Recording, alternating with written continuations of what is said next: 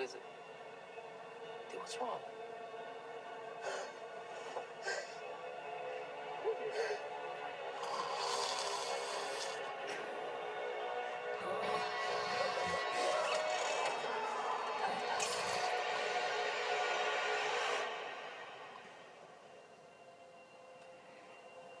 The next few days passed in a fog.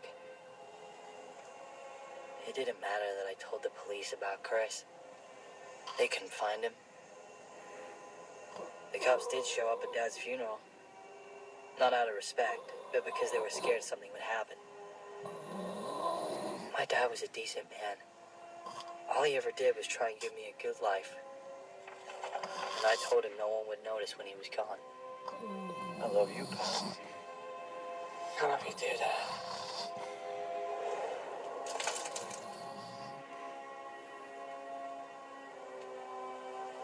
You guys came.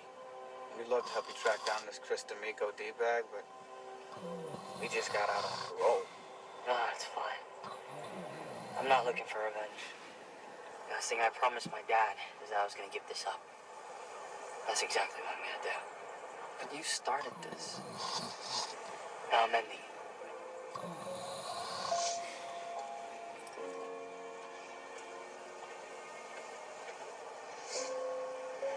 Dave, I'm so sorry. Do you hate me for not helping? No, not even a little bit. You were right. You gave it up. If I had to, my dad would still be alive. The only person I blame is myself.